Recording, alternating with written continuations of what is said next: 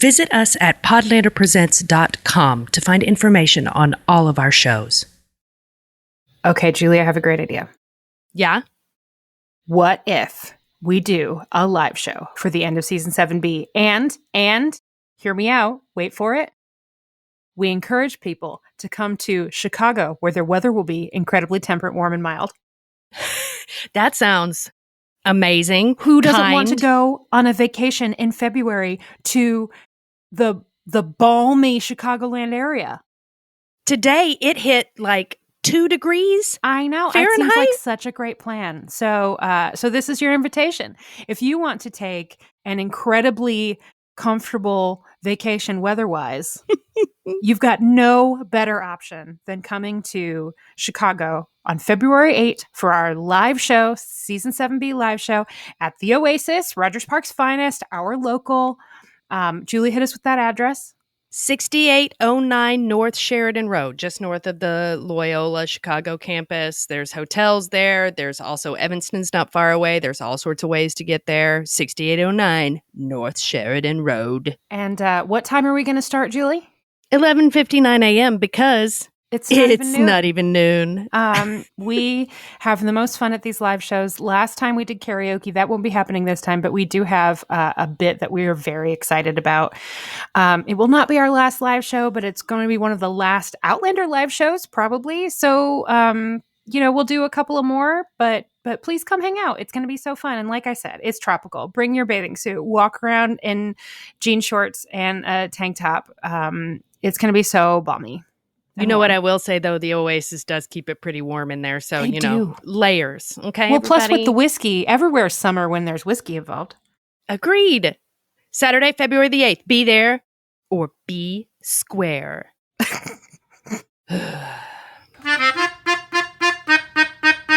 Ready?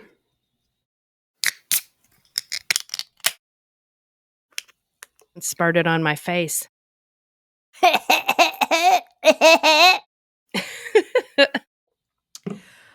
Okay, Julie. Yeah. I feel like we need to start this with the disclaimer. Okay. This is the disclaimer part. This is the part where we're talking about an episode and we just want to go ahead and let people know that we still like Outlander. We do. Like Outlander. We enjoy watching Outlander. We really enjoy talking about Outlander. We like the people who make Outlander. Yeah. One of us likes reading the books of Outlander. Mm-hmm. We are Outlander fans, and you can tell because we have made many, many hours of content talking about this television program. We really have. If I went back and added it up, it's over hundreds of hours. Oh, yeah. I know somebody knows what that is, but I don't. And it wouldn't have to be. If we were good at this, it would be like half that length. You're right. If we were really good at it, it'd be like 45 minutes every episode. That's it. But, no more. But we can't shut our traps, so it's lengthy. Plus, you gotta do the bits. Yeah. So that's the disclaimer. I wonder why it is that I think this episode needs that disclaimer. Welcome. Stinky? No, seriously. I mean, it's a jokey bit for an opening, but quite seriously, as a person who spent the better part of a decade working full time as a TV critic and who will always be a TV critic at heart, even though professionally I'm doing something else right now, the shows that you don't care about are the ones that are hardest to review because you just can't be bothered, right? When you're able to get in the weeds of why something does or doesn't work, that is a sign of respect and affection. Mm-hmm. The best criticism is always about stuff that can be better and that has things that do work. And there are lots of things about Outlander that work and a lot of things about this episode that work that we probably won't have time to talk about. Like, we can't talk about how great Ian's costume is every episode. Then it would be called Ian's Costume Cast of Podlander Drunkcast podcast. You know what? Hold on. BRB. Welcome to Ian's Costume Cast. Welcome to Podlander Drunkcast and Outlander podcast. I'm Allison. I'm Julie. And we are here to talk about an episode I know a lot of you loved, 100,000 Angels, the season 7B finale, directed by Joss Agnew, who also directed the last episode that we watched, which was excellent, as well as the penultimate and final episodes of season 7A, which are 2 great episodes of TV, Wow. like really excellent. It was written by Matthew B. Roberts and Tony Graffia, and you know how we love Tony. So that is the sort of boilerplate. I would like to approach this slightly differently than we have this season, in that I still want to say, like, what happened storyline by storyline, but rather than going into all of those storylines individually, let's just briefly recap for ourselves and others the things that happened in this episode, like in brief, before we talk about the episode as a whole and then maybe get into the nitty-gritty. So, Julie, what are some things that happened in this episode?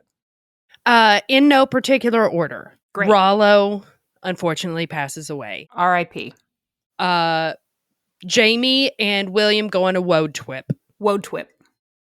That ends up very badly. Sadness heist. The worst Yes. kind of heist.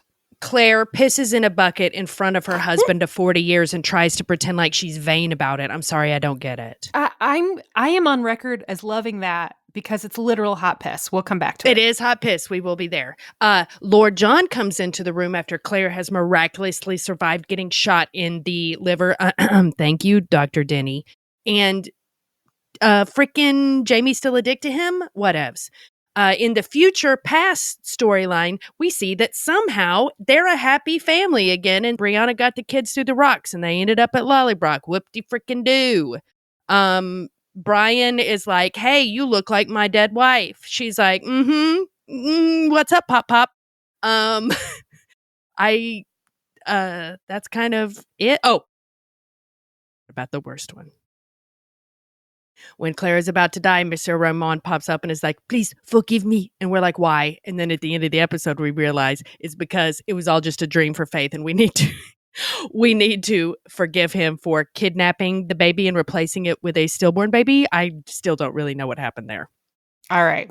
The only things that I'm remembering that we should probably touch on. Uno, Rachel reveals that she's knocked up. Oh, yeah. Dos, they decide to go back to the Raj. Yes. Which is very important and exciting for landscape photography purposes. Although I do think that means our odds of seeing a sunbathing Benjamin Franklin are probably 0. Sorry about it. It's too bad. Okay. Rachel's knocked up, right?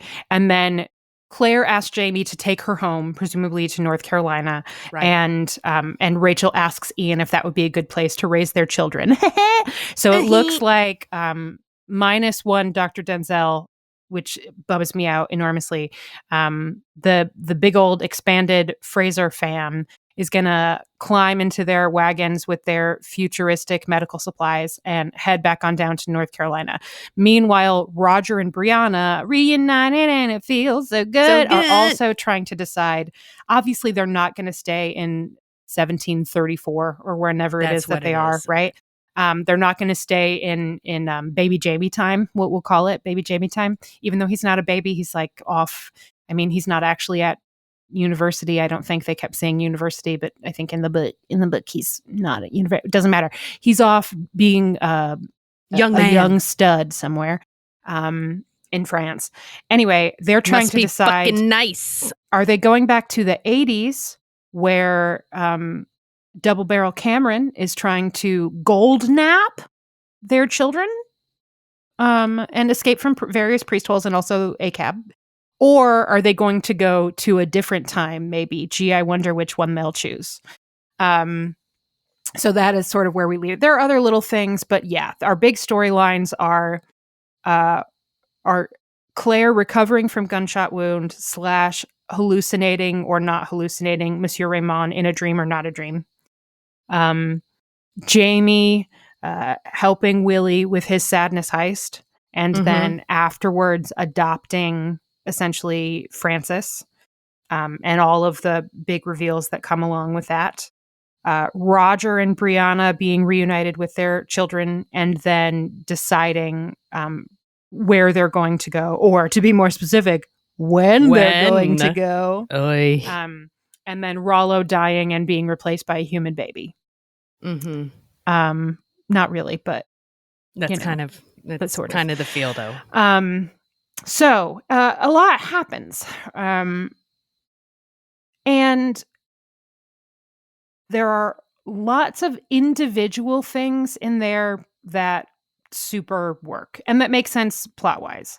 But I have to say this was one of the most frustrating experiences that I've had watching this show, because the stuff that happened, like, I don't, with the possible exception of Faith, which we'll get back to, I don't have any issue with how the characters behaved or the choices they made or the plot developments in general, either from like an in-show, are these people behaving true to who they are, or an out-of-show, is this like a well-structured episode of TV?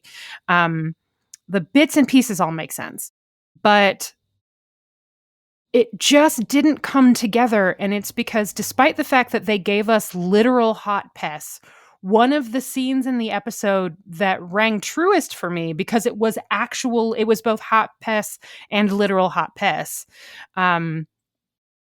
It just was all stuff that happened. It all happened and people responded the way that they should respond, but none of it felt like it was being propelled forward. Moving forward. Anything. It felt like a placeholder episode, not like a finale. It didn't feel like, to pick one example sort of at random, like, it makes sense why Willie would first go to Lord John, and when like lawful good dad is unable to solve the Jane problem, he would go to chaotic good dad and say, like, will you help? Maybe chaotic neutral dad. No, he's chaotic good.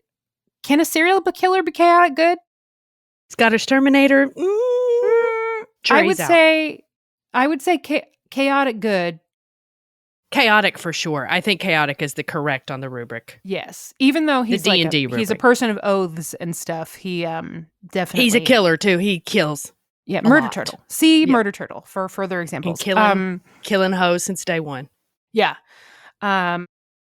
Anyway, he goes to chaotic good daddy and says, like, will you help me with this thing? And that makes perfect sense. Of course he would do that. He is desperate, and he recognizes that he both has at his disposal this hulking, extremely intelligent, hardened criminal.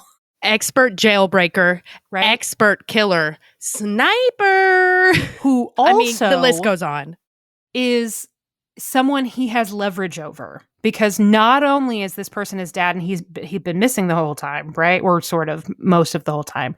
But Willie also found out in just about the worst possible way. Also, he almost blew his head off that one time. Remember when he returned his hat? Yeah. Or gave him a new hat, right? Like, that's the chaotic part coming He's got leverage. He's got leverage. So it makes perfect sense. But what I want to know is why we didn't see him make that decision. Why didn't we get to experience any of that from his point of view? Why don't I know how he felt about doing this with his dad? Like, everything he said and did made sense, but it wasn't motivated by the character. It wasn't driven by the character.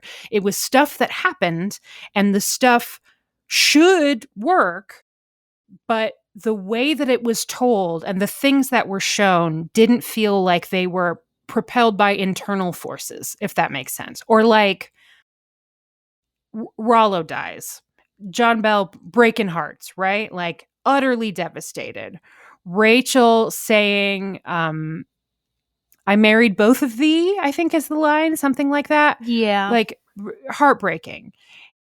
Why then don't we see the funeral? The funeral, right? Why don't we, if it was important enough to show us, if it was important enough to happen, and like, but in the book that happens, Rollo dies, right? And I didn't get to reread the entire book before recording this episode, but I revisited a lot of it over the last couple days. And unfortunately, the Rollo stuff was not one of the things that I revisited, so I can't tell you specifically like what we see and don't see. But what I remember from reading those sections is being utterly devastated, and then being very touched by how seriously Rachel took it, how seriously the other people in the family took it, that this was and like we didn't get to see loss. Right? It's mentioned, they pay lip service to it. He gets a cairn, right? everybody,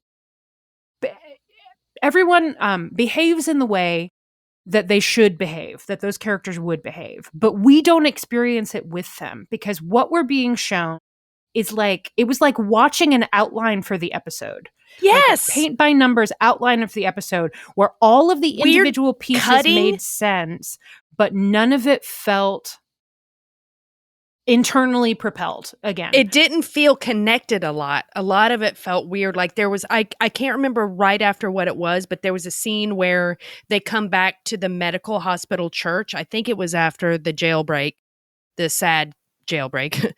And it's weird because they have like a 2-second scene of Jamie explaining something, but then it's gone. Like that kind of feels indicative of the rest of what you're talking about, is that it just didn't feel cohesive. And because of that, it didn't, to me, it didn't build any like interest or drama, really. Yeah. Like I think about things like, I'll thank ye to be taking your hands off my wife, right? Great and finale. It's memorable because it's 100% how that character would behave, right? Absolutely. But it's also the result of everything that we've seen leading up to that point. Like the episode propels him there. The previous episode, an excellent episode, when he literally writes in his own heart's blood, "Dear Sir, I resign, Jay Fraser," in blood on that kid's back. That's a scene. We've met that soldier before because they took the time to have Jamie inspecting the troops. We've seen his foreboding. We've seen, like, they have the conversation earlier where Claire says she feels like this time is different, and Jamie says like it will not be today, which is a thing he says when he knows he's not going to die that day. Like all of these things leading up to Claire being shot and the tension with the other doctor, because we took the time with that character too, and we were reminded about how great Denzel is and how great Claire and Denny's relationship is. Like all of this stuff fed into those very tense final scenes, and it left you breathless, right? Like we all knew Claire wasn't going to die. She's the main character of the show. Of course she's not going to die. It doesn't matter because we went on the journey. Here, I didn't go on a journey. I was following the bouncing ball. Yes. You know, I was like going through, it was like a map of an episode and not the episode itself. It was like reading a recap of the episode, watching a recap. It was like listening to one of our episodes about the show. It was not funny enough to do that. Okay, you also, know what, it would have to make less sense, and there would have to be way more dumb bits. Okay, but I totally agree. The episode before, as Neil says these days, he's really loving the word penultimate these days. The penultimate episode of season 7B, second to last, was so good. As Excellent. You just said, we all loved it. And then this just felt like a limp-ass handshake. Yeah, and it's not to say that, again, that there aren't things that are good. There were good scenes in it. Yeah. Like, and episode the acting in those scenes... The acting in those scenes was uniformly excellent. Like to go back to the Willie example, right? Like Willie shows up and is like, "I need your help." That kid, great. Like you could see he was grinding his teeth. He didn't want to do it. But there was also nervousness. Like, is he going to say no? But he is obviously bereft and like needs to go do this thing. And when lawful good daddy can't help him, he goes to chaotic good daddy. And knows that he is going to say yes, even though maybe he's afraid. He's like, all of that came through in the performance. It did not come through on the page. And because it didn't anchor, like, who was the focal point of this episode? I guess Claire? But then Claire wasn't involved in most of the things we just described. Maybe that's why it feels that way. Is because it feels kind of unmoored from following anything specific. I mean, I'll sit here and talk about David Barry for 6 hours if you want. His scene was fucking amazing. Oh, his scene was great too. But it's also like, great job. And I am not mad about Jamie still acting like a giant bitch baby. I mean, I am mad at Jamie, right? I'm not mad at the character. It makes sense that this guy who has a serious possessive streak, if he's decided that was a violation, like he was betrayed, it makes sense that he would be holding on to that grudge. He'd be holding on to that grudge like he's got it in his hand and then his bad fingers cramped. Like, and he can't let go. He can't let go because his bad fingers are cramped. I have this much argument with that because he just sat there and watched his wife almost die. So to me, it was like going back to Claire and Lord John thinking he was dead. And didn't he learn anything? Couldn't he pick up a fucking clue from the situation that he's in? And it was just a little... But also, dude. Yeah, like, I guess. Dudes. Fuck 'em. It's a character behaving badly in a way that is frustrating because... But we've seen it before. Yeah, and because it's a character flaw, right? That's not the issue. These are not... Like, Jamie is an idealized character, but it's always refreshing when he acts like a human being because that's more interesting. Even if it's frustrating and even if we don't agree, right? Like, it's always great when the show treats him like a human being and not like an idealized specimen of manhood. But that scene was great. David Barry was great in it. The challenge and the saltiness and the little bit of sadness, but lots of anger. Excellent. The eye patch keeps giving. Oh, the eye patch. I want it forever. I don't ever want him to take it off. There's a little interaction between Claire and Denny that I thought was excellent. And Denny says, I've done doctory things, but I've never had to do surgery on someone I loved. Right? And which is so nice. And Claire wrongly says that she has never done that. Absolutely untrue. She has 100% operated on Jamie's hand, if nothing else. And she operated on him with her hand. Yeah. Oh, yeah. She operated on him and she operates on him. Operated on him. Right? But still, it was a great scene. There was some great cinematography. We got the beautiful shot in the credits of her in the blue robes, which I realized, you know what that is? That's Madonna. Right? Oh my God. That is the kind of laying it on a little thick that I can get behind because it's not. It's like a little clue. It's just like a little clue. It's that beautiful light blue, which is also I love that image. Yeah. In the book world, the color blue is super important to Claire's healing and when she's going to come into her true power. There's a bunch of that stuff I forgot about. References. Is that Monsieur Raymond? Is the blue Monsieur Raymond? Well, the blue, without we are told, if you can't do it without spoiling for me, okay. No, I'm not spoiling anything. Okay. It's like going back to season 2. I can't remember how much detail they put into the show and how much they didn't. But a blue light associated with kind of magical time travel healing is 100% associated with Monsieur Raymond, but not just with him. At least in the books, not just with him. So that's super important. Is it the blue jizz wall within them? Oh my God. Is it I hadn't thought about the blue jizz wall. Whatever is inside them that the blue jizz wall calls to is also blue. And then that's the healing potion is the jizz. You know what I'm saying? Maybe. Okay. Just throwing it out there. The Rollo is dead scene was really devastating. Probably too short. And way too short. And like I said, the fact that we just got that was sad at the end was just really strange and weird. And in particular of all of the stuff with Jane and Fanny, I thought a lot of that stuff worked again individually, scene by scene. The CGI Northern Lights were terrible, but the scene where she looked at them was quite good. And then in particular, Fanny running through the unmarked graves calling for her sister. That young actress is she's tits. Very good. Her name is Florrie Wilkinson. All right, Florrie, you're good, girl. Incredible. Yeah. A very grown up performance. Really very, very good. She was great. And all of her scenes were excellent. So a lot to appreciate. And even though I'm sure we're going to get into it shortly, I gasped and fully lost my mind when Dominique Pignon walked on screen. Me what an incredible surprise. Happy to see him, not happy about the result. Yeah. Okay. So how do we want to do this? Let's get into Faith. First things first, let me just get it out of the way right now because it's the stupidest and most trivial of my concerns. Hit it. The stupid bird.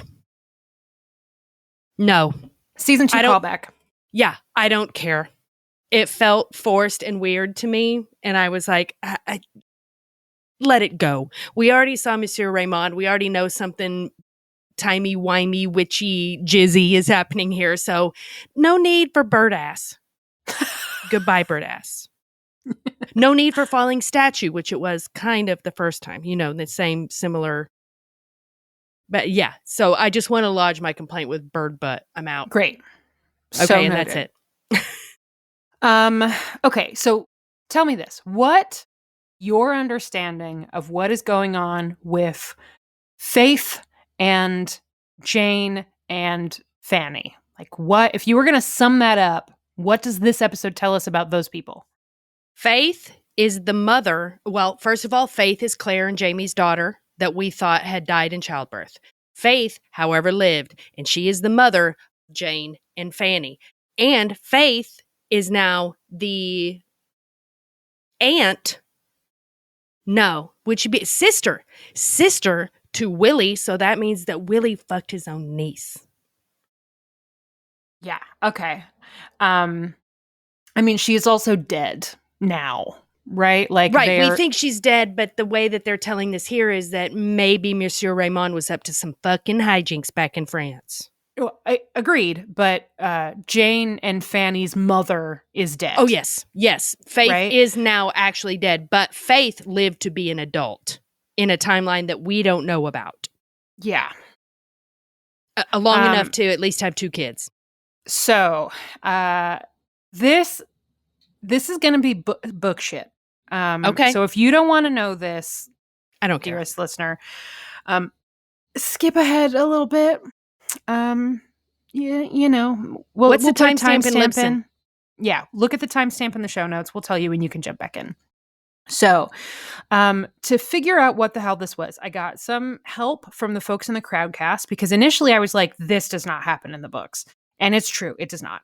But there are some things that I didn't remember. And a big part of the reason why is that the stuff that is related to this largely comes from the next book, from book 9, from Go Tell the Bees That I Am Gone, which I have only read once. I read it right when it came out, and it's great, and it's like, it was an incredibly enjoyable read, and there's a lot of great shit in it. This stuff included. I reread it all. Most of what happens in this episode is from written in my own heart's blood, as most of the stuff in this back half of the season was. There was some stuff from the previous book, like we're getting a little wibbly wobbly with what we're adapting and when. But you predicted this revelation, such as it is, comes in Go Tell the Bees That I Am Gone. So basically, here is what happens in the book. A lot of it super faithful. Jane is kills faithful. Jane kills the bastard. He had it coming. He only had himself to blame. He ran into my knife 26 times. So she gets arrested. Lord John can't help. He asks Jamie to help. Jamie is like, yeah, okay, well, duty calls. Let's fucking go, son. And whoa, twip. They head off for hijinks, right? I was reading it. I was so excited. Jailbreak. Let's go. It's take your son to work day, and the work is busting a sex worker out of jail. But when they get in there, they find that she has already taken her own life with a broken bottle, like all very faithful. Also, obviously, this is going to just contain mention of suicide, so we'll put this in the show notes. But if that is triggering for you, we won't revisit that. So you've passed the damage point. Anyway, then Willie brings Fanny to Claire and Jamie and says, will you take care of her? And they say, yes, of course. I will mention Fanny in the books is also tongue-tied. She has like a two connected frenulum or something, so she has like a pretty pronounced speech impediment. And one of the first things that they do when they get back to the ridge is Claire like snips that, and her speech gets better. It's very cute, but I'm really glad they didn't make that actress go like Mother Quail. That would have ruined everything that she was putting out there. Yeah, because that little kid was She's so good. real good. Yeah, excellent. So later, I don't remember exactly what. Oh, I think it's she gets her period for the first time, maybe. Fanny? And yes, and Claire is helping her and realizes that that Fanny is weeping because she misses her sister. I think this is tied into growing up in a whorehouse, and now she's like a woman, and Jane tried to protect her from that life, and that's into her mind why she ended up dead, right? Like it's to Fanny, it's Fanny's fault that Jane ended up dead, right? Which is fucking heartbreaking. But in the course of comforting her, Jamie says, can I show Mother Claire your portrait of your mother? And shows her this locket, which there's a little tiny drawing in, which she can't really, doesn't look like anyone. But on the back it says Faith. And Claire just gets this sort of odd feeling about it, like a walk on your grave feeling. And later she and Jamie have a conversation about how Claire felt this sort of sense of connection. And what if somehow Monsieur Raymond, who had these healing abilities, was somehow able to save her after the fact, but then couldn't get her back to them. And so they were just separated. And what if it's her? And Jamie says, well, it's not. And she's like, I know it's not, but it feels like it is. And they have this big cry about it. Without getting into specifics, later in the books, as Claire like explores her healing, it becomes apparent that it might actually have been possible that a baby who seemed to be stillborn could, with this sort of like magic blue healing light, like blue jizz magic, could possibly have done what it is that Claire thinks. But it is not confirmed. And to me, when I was reading it the first time and reading it this time, it felt, I mean, like I literally didn't remember that it happened, because to me it felt like it was hot piss, right? Like it was Claire feeling working a connection through, right? Yes, feeling a almost connection dying to this grieving child who's in her care, who bears some resemblance to other members of her family, who Willie also felt connected to, right? Like feeling sort of like the hands of fate on her and feeling this connection. And whether it's real or not is not as important as the experience and the connection both with that kid and with Jamie. And they have this moment of mutual grief where they are able to remember this child that they lost and feel like they have some part of her again, because they have the opportunity to care for this young woman who is in need of their help. So Monsieur Raymond does not come back? No. Okay. And there is Bullshit. No singing a song from the future. That is a complete invention of the show. So I read an interview with a couple of interviews with Matthew B. Roberts, where he talked about a couple of things with relation to this episode. But this in particular, he said, Diana told us that she was thinking about going in that direction and decided not to. But when we were excited about it, she encouraged us. And she may have. And definitely there are the seeds of this interpretation in the text. So I don't object to it being there. I object to treating it like a big twist and also being so definitive. Like the show seems to be making canon that Monsieur Raymond somehow resuscitated this baby and then either didn't or couldn't get her back to Claire, because when the Comte Saint-Germain dies in the palace, right, Monsieur Raymond has to flee. Like he's banished from Paris, essentially. So maybe he just couldn't. And that's like very shortly after Claire miscarried. So it is possible that he couldn't, and then Claire was gone and whatever. He couldn't or didn't. And she lived her whole life and had 2 children and died. And somehow Willie connected with his with his niece. And as a result of feeling this connection to this woman, also then was connected to her sister, who then winds up with the person who is her grandmother, even though she would have never met her. And to me, the singing of the song is so frustrating and so lazy. Like, why on earth wouldn't you just let it be ambiguous?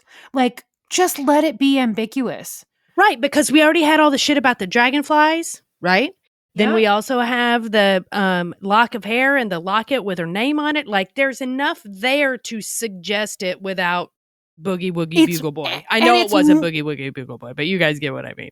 Yeah, totally. Well, Boogie Woogie Bluegle Boy.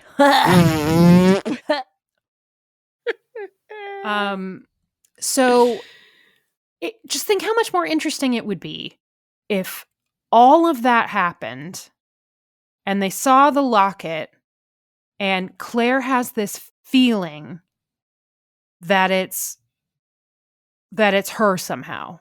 That like somehow this child who's come into their life is the daughter of her daughter who they thought lost. And instead of the episode ending on this giant twist, it ended on Claire looking at this kid and thinking like, what a blessing it is to have this girl in our lives. How remarkable that I get this second chance with my husband who I love to raise this child who some part of me feels like is my granddaughter of this daughter I never got to know or see grow up. And then the ending is, let's go home. And they go back to Fraser's Ridge. Like, that makes sense to me. That's closure and reconciliation and growth and grief. And Outlander is very ooky spooky, right? So it's like, it's connected to that. It's if it feels true, that to me is more important than whether or not it is true. It's right. Exactly like, in one way, it's exactly like the fucking hurricane, right? Like Jamie swimming through the eye of the hurricane down to her. That I'm sure is what it felt like to her.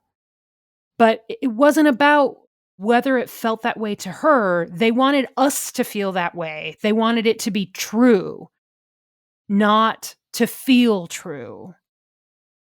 And it just takes away the deliciousness of being able to wonder and interpret and question while also making things complicated in a way they don't have to be. Like, whether or not she actually is so much less interesting than what Claire's relationship to her is going to be.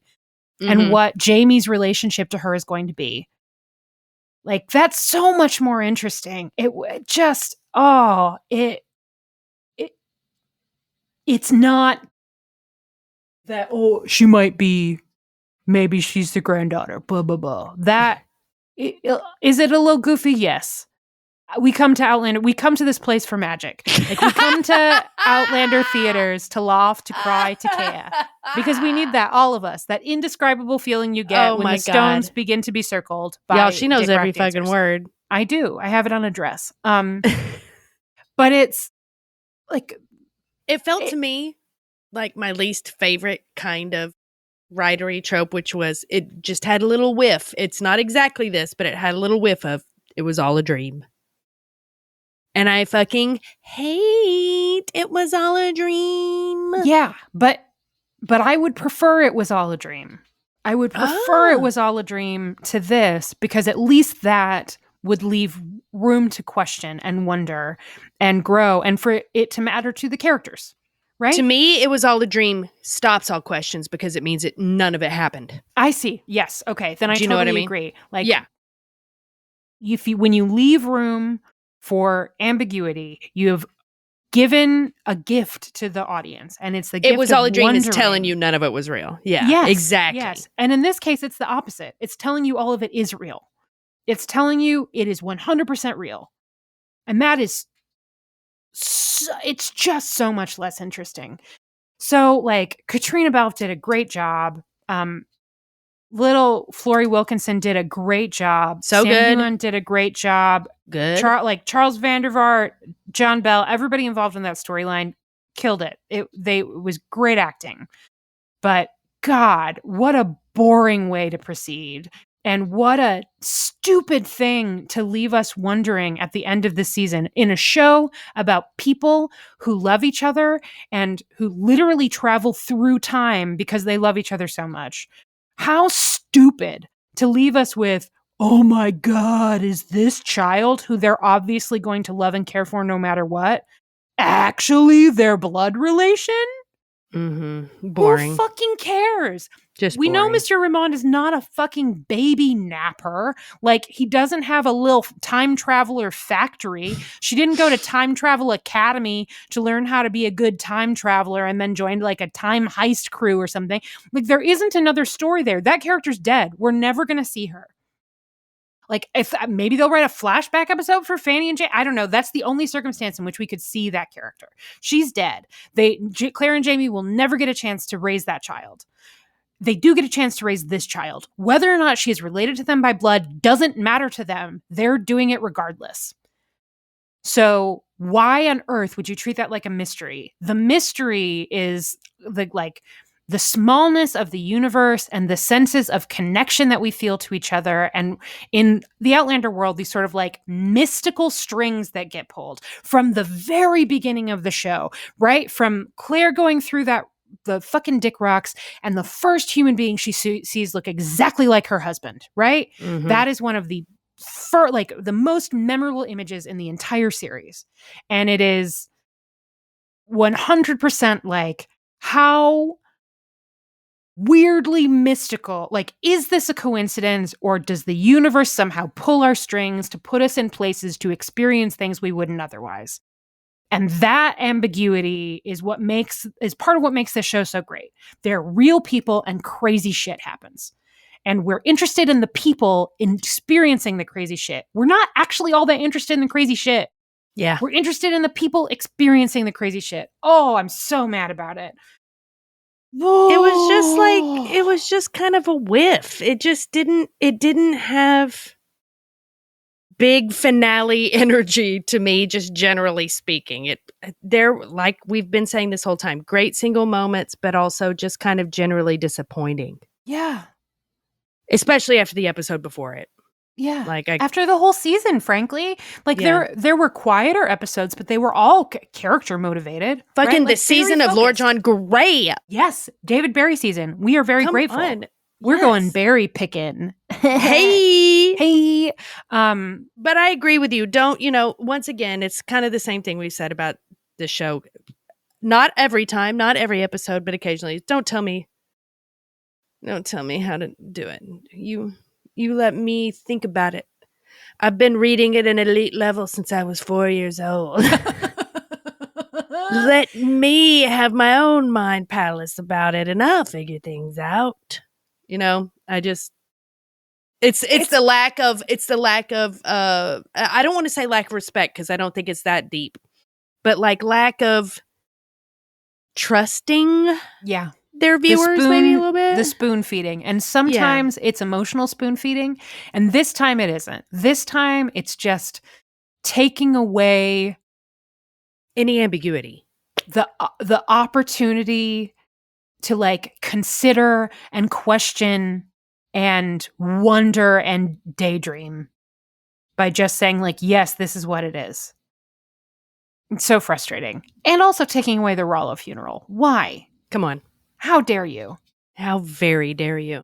Otherwise, he's literally a lead character. Listen, if you don't have time to leave space in your episode for grieving that fucking dog, do it in another episode.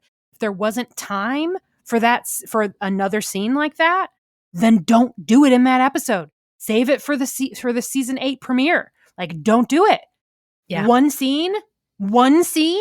The connection between Wien and Rollo has been so intense and so deep for so long that it really did feel like disrespect. Mystical, like Ian's name in Mohawk literally means wolf's brother, right? Yeah. Like, no. Disrespect. If you do it right or don't do it at all, save it for an episode where you have time. Ugh. Okay. The other like major qualm that I had that I want to talk about is it. I don't want to call it a major qualm because I actually really liked the scene by itself, but it's the please, oh please watch Blood of My Blood scene. Oh yeah, that's right. That was the first time you pulled up the Kit Kat to give you a break. Yeah. Yeah. When on the Crowdcast, I brought Kit Kats for me and Julie and Amelia. So that for when we needed a break. If there were fake Starz that happened, we could say, give me a break and eat our Kit Kat. So I needed a break after that scene, which is not a dig on either of those actors. I think the guy who plays Brian, Andrew Whipp is his name, was so He did good. a great job, but it was kind of nakedly like, oh, you want to see why this affects him so much? Come watch Blood of My Blood. It was just a little too it was transparent. There's a TV term called a backdoor pilot, which is usually when you're watching a TV show and the episode seems to be setting up something else. And that something else is usually a spin-off, right? So like an example that a lot of people will have seen is there's an episode in season 3 or 2 or 3, I think 2 of Gilmore Girls where Jess Mariano, who has like disappeared on Rory, right? And it's him going to California to try to find his dad. And then like showing up and being like, hey dad, it's me, your son that you never fucking talked to. What's going on? And he meets her, his not quite stepmom. I'm not sure whether or not they're married, but played by Sherilyn Fenn. That was really cool. And it's him like in California, seeing if he can make things work with his dad and like in this new place. Like here's an option to make another show. Yes. And it was a backdoor pilot. It was, do we do a Jess spinoff in California? It didn't go through, but there have been lots of others, right? If you're watching an episode and all of a sudden it feels like you're watching a different show, that's a backdoor pilot. This was obviously not a backdoor pilot, but it did feel similar energy in. Like, our prequel is coming, you should watch it. So we're going to spend this time with this character talking about his love for this other woman. And by the way, did you know that there's this prequel coming? You just saw a preview for it before this episode aired. I found out in reading, and specifically reading interviews with Matthew B. Roberts to read about the faith stuff. They shot it after the fact and included it. And and he says it's because, we just felt like something was missing. Cynical. So then more book stuff, skip ahead 2 minutes or so. I went back because I did not remember that happening in the book at all. What happens with Bree and the kids in the book is they go to get away. They go first to the U.S. and they go to Disney World and they spend a couple of days with Uncle Joe Abernathy, and then go back to Scotland and go through the stones. Right, like they do their prep work. Yeah, I know. I'm really bummed. They wouldn't have had time, but I know, but damn, that would have been fun. I know. There's also a scene where Brianna, who is a scientist, finally decides at Uncle Joe's prompting that they need to figure out exactly how much the kids' like spidey sense works with each other. So do they have like a little experiment off? Oh yeah, they two of them like stand in Boston Common, like Joe and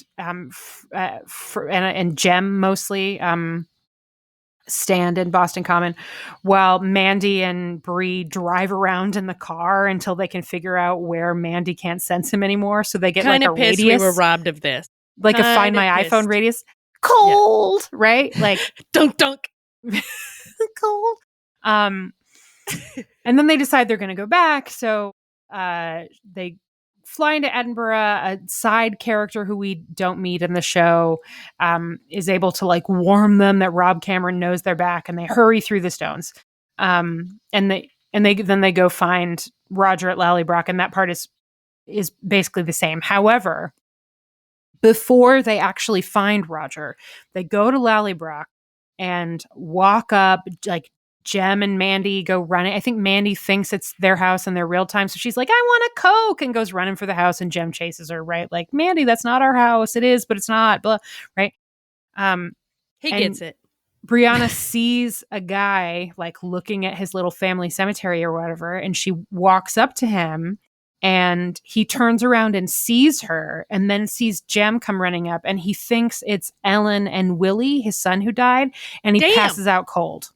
And they leave because he like looked so joyful that it was them, and then passed out, and she doesn't know how to explain, like, it's not, we just both happen to look exactly like your dead relatives. What a coincidence. They could have done the same thing here because it would have been enough. It would have been so effective. So they don't stay at Lallybroch at all. They stay at somebody else's house. And also call back to Jamie fainting in the printing press. Mm-hmm. Like, guys, I know somebody in the writer's room said this. Just do that. Do what Allison just said, what was already in the book. We will understand that he thinks he's seeing his dead wife and dead son. We will get it.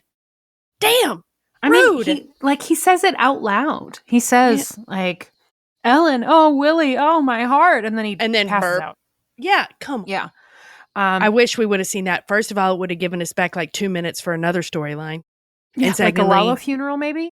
Yeah, maybe. And which is not like... we all know Blood of My Blood is coming, so it's fine. Yeah. It's cynical. It felt cynical. It didn't. It did. It felt like a ploy. Like it felt like a sales pitch, not like a scene. And for Brianna getting to meet her grandfather, who she would never get to meet, who she knows her dad loved so much and her aunt loved so much, it's such a bummer that they made it feel kind of cheap, which again is not a dig on either of those actors, because I thought Sophie Skelton was great in that scene, and especially Andrew Whip, the guy who's playing Brian, was like really great. Good. Oh, they were selling it so hard. It's just that I didn't want to buy what they were selling.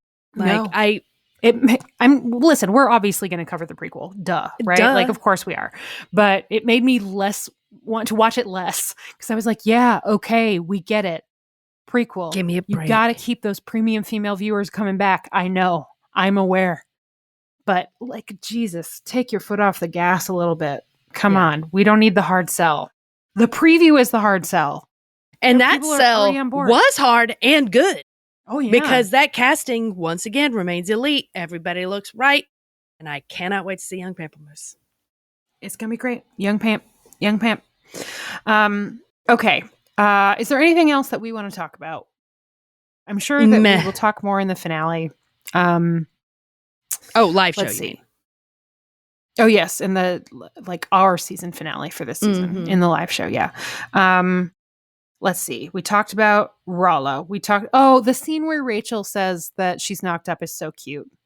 Oh, they're lovely. I'm never really going to have any problem with any of Ian and Rachel's stuff. The actors are both so good. They look so good together. They love each other. Their chemistry is off the charts. Like, fine. What I do have the issue with there in that entire family storyline is that I believe that the death of Rollo would have been a much bigger thing. Mm-hmm. That's it. Agreed. That's it. But they're great. Are a couple of other good Ian things. There's he comes back and is like, yeah, Jamie, your son is safe. No worries, bro. And he's like, okay, well, FYI, your aunt got shot in the stomach, but it seems like she's going to be okay now. That was a good little scene. All the Ian stuff was good. I already mentioned how much I liked the Denny scene. There's a really good Buck scene. There's a good Buck and Roger Buck scene. We kind of left him out. Buck kind of did get shoved to the back this episode. Yeah, well, he has, I can't remember if it was this episode or the last one, where he's righteously mad that Roger didn't mention. Okay. Well, in this one, is this the one where he says, like, you're my sons. Aren't you kind of all my sons? No, he said that one in the last one too. Okay. This time though, it was like he got to see Brianna and the kids come back. And so now the way that I felt about Buck was that he's left there wondering like, okay, am I just going to stay in this time now, even though the kid's been found? But it's not really answered. Yeah, I'm going to hold my tongue on that until we know how season 8 handles it. Hopefully they address that in the premiere of season 8. Because that actor has been great and he deserves. I think Charles Vandervaart was excellent. Yeah, he did a great job. He's been good this whole season, except for the whiny shit with the fragile masculinity, but all dudes have. Yeah, and that, again, like, he did exactly what was requested. Yeah. He was a very whiny bitch baby. Which is what good the episode acting. asked of Good him. acting. Yes. Really depressing to watch, but good acting. He's our favorite slimy worm. Worm. Worm in Latin. When they find Jane's body and he sort of like refuses to leave, and Jamie has to be like, we gotta go. We gotta go. I see them out there, those coats. Move. We gotta go. Seriously, we gotta go. Was great. That was really excellent. The reunion scene with our 80s fam was really sweet. But also, I have to admit that storyline kind of made me go, burp, because the way they cut it at the end of the last episode was it really felt like Mandy was going to get separated from the family. Ooh, here's a little book thing that's not a spoiler. Here is how that goes down in the book. Again, there's this external element in that somehow Double Barrel Cameron has found out they're back and is like racing towards the stones to be a fucking violent asshole, right? Fuck this guy. And they have their gemstones, and Mandy like feels Roger and is like, "Daddy," and goes running towards the stone and disappears. And Bria's like, "Oh my God." And she's running after the stone and she trips and like sprains her ankle, like hurts herself. And Jem is like, "Don't worry, Mom, I'll get her." And he goes through the stone to get Mandy. And then they both come back. Because they're thinking about her. Well, no, because he's like, "I'll go get her," and he just brings her back. But then they're two gemstones. So Jim can control it? I mean, presumably they are. Think about it this way. Think about it DNA wise. They are the You need a Jim to do it. 2 time travelers. You're right, and you need a gem to do it. Oh, ha ha ha! Maybe there's a whole. That's hilarious. I hope he can. I hope that weird little Children of the Corn can do something like that. They come back and their gemstones have obviously burned up. So the guy who like comes to warn them is like, "Here, take this ring," and he like busts one of his little diamonds out of the ring and gives the ring to one kid and the diamond to the other, and they all disappear. So the Mandy running off thing is in there, and it is pretty scary in the book. But yes, the way they shot it sure did make it seem like Mandy was going to get lost in time. Mm-hmm. Yeah, I just, what, I know we said we were happy to see Dominique Pignon, but I even liked that little scene. Like, it was, Claire's response was really, it was always good to see an actor of his caliber. Great, yes. But also lose the bird. Julie is anti-bird. Bird is the new boat. Bird, well, no, Bird will never be as bad as Boat, but Bird is out right now. The word is that Bird is out. Birds can go fuck themselves. Okay. They're not even real. All right, so let's do the get up to get a beer scale, which these aren't scales anymore. I don't know why we keep saying they're scales. I run out of things you can only say Ken Burns baseball so many times. This one, I kind of felt like I could get up whenever I wanted to. We did not while we were watching it, obviously, because we had the crowdcast and we don't want to, fuck with people's time or whatever. But if it had just been me watching it, whatevs. Hit that pause button, get up, go take a whiz, get a fucking beer, and no problems. The only time I wouldn't have would probably been during the sad jail break.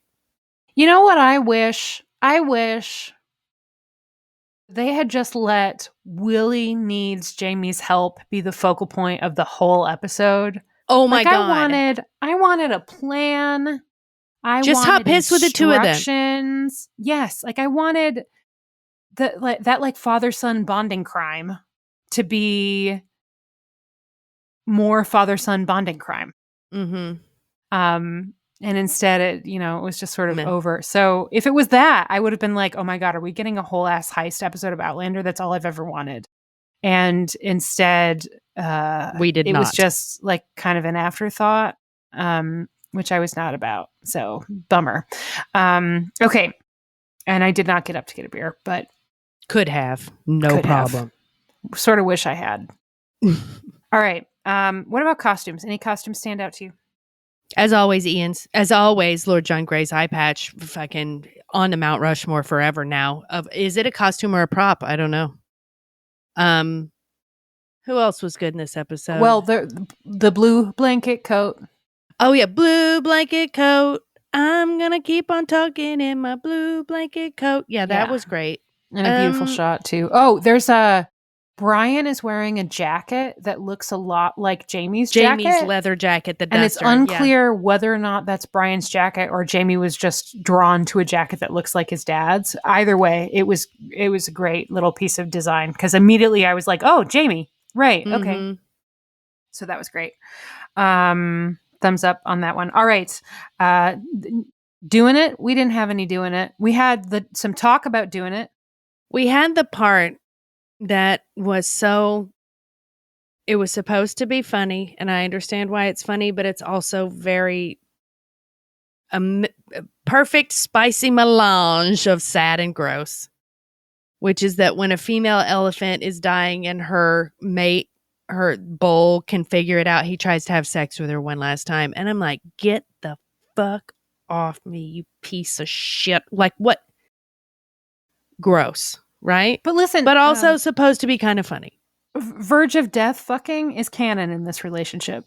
Like it's sort of their whole thing. I guess it is, but can you imagine Jamie trying to fuck Claire with a fucking hole in her stomach? Well, she's like, no. He's like, you cannot possibly want me to fuck you right now. And she's like, no, obviously I do not. But it was fun to see them sort of revisit that. And like, that brings me back to, we didn't actually talk about the hot piss, which I know you think Claire, being a woman who's been married for a really long time and also a doctor, would not be self-conscious about that. But we all have our own insecurities when it comes to bathroom stuff. I guess that's true. And traveling from the land of toilets and running water to this time might fuck with your head a little bit. But him holding up the bucket with the candle so that she can check and see if there's pee in it was like a really, not pee in it, blood in the pee. She would do the same for his ass. Oh, and has, I'm sure. Yeah. So I'm a little bit like, well, and he says, girl. You've done worse for me. Like, I'm sure that Claire has wiped Jamie's ass. Oh, duh. Yeah. And I think it's because, and we're led to believe this a little bit throughout this episode, that doctors make the worst patients. Yes. Like Claire cannot abide giving up that much of bodily control in her healing because she's embarrassed that somebody had to save her, right? Or that she was weak enough to be hurt or something. I don't know. But we've seen her be insecure about getting older, aging body, right? When she comes back. So to me, it all tracked as being very in character. To me, I'm like, bitch, hand me that bucket and hold it up because I can barely stand up right now. I'm going to whiz in there. And I really enjoyed Jamie being like, come on. You have put your fingers inside various holes in my body, both for sex reasons and for medical reasons, many times. All I'm doing is holding a bucket. So get it together. Go pee-pee. Like my friend says to her dogs, you go pee-pee now. You go pee-pee now. Yeah. Okay. So the last is, who is your golden pamplemousse of the episode? I think it probably should be Claire, which we do. I mean, is there a rule that it can't be Claire or Jamie? No, because we've done Jamie before. Of course. We are unanimous golden pamplemousse for the last episode with Sam. Right, Jane. Yeah. Well, kind of like I don't feel anything for any of them right now because I'm thinking about how she did great though. She was great. I'm gonna say Claire. I'm gonna say Katrina. That's a great choice. I am gonna go with Florrie Wilkinson. Yeah, Fanny. She did That really kid good. was great. She was she was just very, very good. And Yeah. she's been good, in the couple of episodes that she's been in. But in this one, she had a very heavy lift. And that, in particular, that scene of her running around in the cemetery, unmarked graves, right? Yeah, it was really beautiful and brutal. Also, honorable mention to young Charles Vandervaart. Because he was very good in those scenes. I wish that they had just focused on that storyline and let that relationship be complicated and all of those things. Because all of that stuff in the book is super gripping, and it was Maybe less they so here. just should have taken out the modern storyline in this one and filled it with some other shit from the past storyline. Maybe. And just put that in the last Next episode somehow. Mm-hmm. Yeah. All right. Well, I think that's going to do it then. Yeah. All right. Well, live show next, then Dudelander, then wait for season 8. And we'll do it. Well, Blood of My Blood. Oh, yeah. Blood of My Blood is this summer. That's right. So no rest for the wicked. We'll be back Also, in a few months. I've got to try to talk Julie into watching Sam Heughan's Lifetime movie, but it's a series. Is it a series? It is, but it's a limited series. The Couple Next Door. I know. I saw it because they've been pimping it real hard. Like how many episodes are we I'll talking? give it a test run, and we'll take it from there. Oy, okay. I'll give it a little test run, and we'll see. Okay. I do know that if you all want to light a candle or whatever, this Sunday the dudes are getting together to try to catch up. They are several episodes behind, so we'll see how long it takes them. They'll get there. They will. They're gonna grudgingly. They're gonna love our boy David Barry. Yeah, they're gonna love the Lord John Grey shit, and if they don't, Dudelander's over. Think about how much fun they're gonna have with that gross ass eye. I don't know. Neil may not like that. Well, no, Neil's thing isn't eyeballs. That's my thing. Maybe I'm projecting. Neil's thing is spines. Don't fuck with a spine in front of Neil. He does not like Okay. Anyway, either way, we'll be back soon. Yeah. Bye. Bye.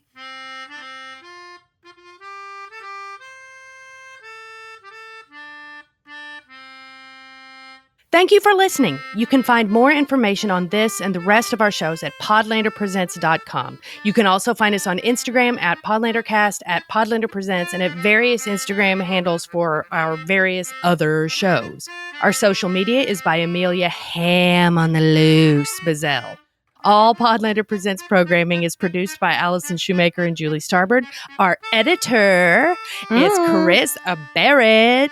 Our artwork is by Viv Pickles, a.k.a. Laura, and we are, as always, eternally grateful to our drunk Slack moderators, particularly Moderator-in-Chief Jenna Polkowski. You can support the show by going to patreon.com/PodlanderDrunkcast, where you can find all sorts of cool stuff, including access to our Slack, our mostly weekly live watches, early access to episodes, some bonus content, and other fun things. Again, that's patreon.com/PodlanderDrunkcast. You can also support us by leaving a review wherever it is you get your podcasts, like Spotify, Apple, whatever. Just give us a little review, and we'll be so grateful to you. And in addition to all those wonderful people who do all those wonderful things, we especially want to thank the following lovely folks who support us on Patreon. This is my favorite part every time because it's, as a reformed music theater kid, it's the closest I come to getting to do a patter song every month. It's like, pardon me, is everybody here? Because if everybody's here, I'd like thank you all for. So I want you to know that I love all of you for letting me live out my Stephen Sondheim fantasy. Here we go. Susan Acevetta Chapman, Susan Springer, Cindy Ella, Catherine Bullard, Patty Drunkle, Rebecca's Gift, Jessica Richardson, Katie the Jorde Fishwife, Mindy Newell, Laura Coach, Mama LT, Doc JWS, Naomi Beckman Strauss, Sydney Taylor, Snazzynack, Lisa Brian, Julia Gulia, Kathleen Martini, Kelsey Kemp, Emily Day, Caitlin Reddick, Rachel Akbar, Kristen Ann Emerson, Freckled Fury, Laura Colm, Amelia, Ham on the Loose, Bazelle, Liz and Tinkerbell, Rochelle Lefevre, Amy Gustafson, Rachel Townsend, Kelly Mazzella, Chantel Salters, Mary the Falling Statue, Tara Lucchino, Viv Pickles, aka Laura, Mary of the Grapefruit, Ann Gibson, Kara Marlowe, Trish McCurry, Julie Detroit, Jen Lynn, Candy Bodden, Kelly Bodden, Amanda Newton, Queen Elizabeth the Young, and Kiki the Wise. Thank you all. We love you so much. Thank you for making it possible to do this show. You're the best. And please come hang out with us even when Outlander is done until season 8. there are other cool things happening. Yep. Bye.